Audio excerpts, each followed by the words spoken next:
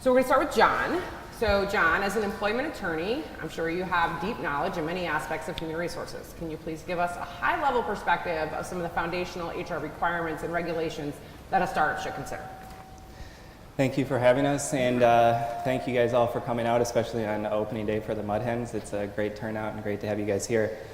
I'd like to look at it perhaps just as a high-level overview of some of the HR and employment issues that a startup is going to face when they are going from that transition stage of I have an idea, what do I do next? And maybe look at it from a recruiting, a hiring, a compensation, and a termination stage. What are some of the issues that you're going to face right off the bat? And what are some ways that you could probably helpfully address them, or at least spot the issues so that when it comes up, you can go to an HR consultant or you can go to your in-house or out-of-house counsel and raise these issues with them. You know, one of the first thing is you have an idea and you come to UT Launchpad and you go through Pitch and Pour, you go through their program and you say, I need some help now. And that first stage is recruiting. I need to find somebody else to help me. And you interview people, you go out and talk to somebody, and you found the right person. You think this is the person that's going to help me take it from an MVP to the next level, and you're excited. You think I have the next employee, I have the next consultant. What are some issues that perhaps you should look at from that recruiting stage, you know, either as HR or as from an employment side is, first one perhaps I'd look at is what, as you're talking to them, do they have restrictive covenants in place? So you found somebody who's good, who's going to help you go to the next level. You know, do they have non-competes in place with their previous employers? So they may be the person to take you to the next level, but they can't work for you, for example, because they're restricted from working. Or there's non-solicitation. You're bringing them on board to say, okay, I want you to go out and target these industries, these people as my lead salesperson. And they may have been customers of their former job and they're not able to do it. So whenever you're talking to someone as, okay, this is going to be my first employee or my 10th employee, you want to ask those questions. You know, what type of restrictive covenants are you under? Non-compete, non-solicitation, confidentiality agreements. And then as you're interviewing them, you got to pick the right questions. You know, you have to ask about the job. You can't ask different questions for different people, because if you ask one set of questions to that individual and you ask a different set of questions to another individual and they're not necessarily related to the job, the person who didn't get the job is going to come back and say, you know what, I was discriminated against because of X, Y, and Z. You were asking questions that were totally unrelated. You were trying to find out things about my background. You weren't asking questions that dealt with whatever the job functions were. And so whenever you're talking to that first employee or the 10th employee, have a specific set of job requirements. What are the job requirements that we want to talk about? And tailor your interview to that particular position. And by the way, our next one, I neglected to mention this, our part 2 will go into a little more depth about that too, because it's going to be about building the team, and part of that is, you know, how the heck do I review a resume and hire somebody and interview them? So I really appreciate you giving us a little bit into that, because that is something we need to talk about. Okay. So sorry. And then once you've found that right person, you're going to hire them. And the biggest question for small businesses is, how do you hire that individual? You know, is that an employee? Is that an independent contractor? Is that a consultant? And it's usually about 40% cheaper to have somebody on board as an independent contractor, as a consultant, because you don't have to pay all the taxes. You don't have to pay all the other types of insurance that you're going to have as a startup or as a small business if they're classified as an employee, because once you have that first employee, there's a lot of triggers that come into place from an HR side, from an employment side. Now you have to have things like workers' comp, unemployment insurance, and things like that. And so small business owners have to first figure out who's that first employee. You know, are they an independent contractor or are they an employee? And the main definition to determine whether or not someone is an independent contractor or whether or not they're an employee goes back to control. Where, what, when, how. You know, are you saying to this individual, you have to come work at Launchpad every day, 8 to 5, and Jessica is going to oversee your work every single day, and this is what you're going to do? If that's the case, most likely you're an employee. You can't just classify someone as an independent contractor because you want to save money. You're going to have both personal and company liability issues that the ladies will get into that's going to come up down the road if you misclassify employees. Because once you have that first employee, though, from an HR side, now you have to go out and find someone to do payroll. Now you have to find someone to do insurance. Now you have to do all these things, and there's plenty of companies out there that you can hire. You know, a lot of small business owners don't have an HR hat, don't have an employment hat on when they're starting a business. They don't know anything about it. They know how to build a product or they know how to sell a product, but they don't know how to hire, they don't know how to do payroll, they don't know how to do HR. Most of us don't know how to do that because that's not their job.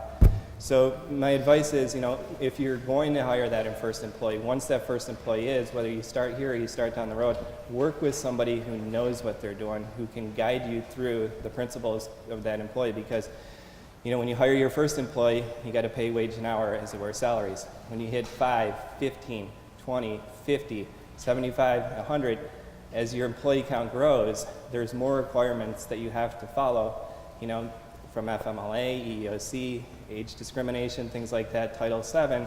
We can go into more of those in a little bit, but all of these other requirements are going to come into play as your company grows. And so that's why it's important to have the foundation set so that you're able to build the company without incurring liability or damages without even realizing it.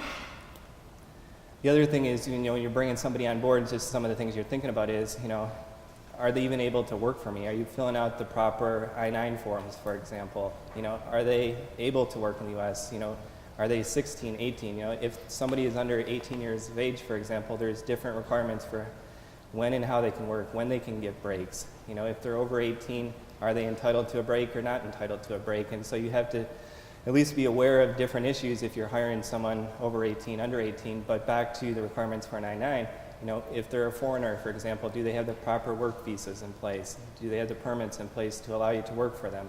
And so, you know, you should have a initial checklist for when you're bringing that first person on board. Here are all the things you can do, a checklist. You know, have I gone through my, you know, the resume, reviewed it? Do I have an actual job description for what they're going to do? Have I actually interviewed properly for that specific job question? Are they eligible to work for me? Are there anything that's going to prohibit them from working for me? And a lot of times small business owners don't have HR, for example, and so they're just going to go to the founder or a CEO or somebody and say, hey, John's a good fit for this company, he can code. And so, okay, you're on board, what's the salary? And it's really never discussed, and you never go through these issues, and all of a sudden you just realize, I've incurred all kinds of liability. Yep. The next thing is, you know, compensation. How do you pay them? You know, there should be some type of contract in place, and that's going to help determine from, you know, an employee versus independent contractor side. You know, what does that actual language say? You know, if it's an independent contractor, you can have a language in there that says, here are the services that they're going to provide, this is how they're going to provide it, they're going to submit a bill. You know, if they're an employee, you know, they should be getting paid every week, every other week, once a month, whatever the company policy is, obviously in accordance with state law, but you should have those procedures in place and you can't go back and change them.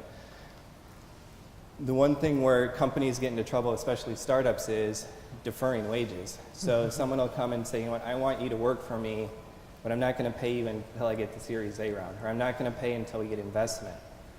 You can't do that, because if they're classified as an employee, they're entitled to at least a minimum wage. So you're going to have to come up with a way to figure out, okay, I can pay them. You may be able to take them out of the exempt versus non-exempt and say, okay, this person is an exempt role, and so we can defer some salary and not defer.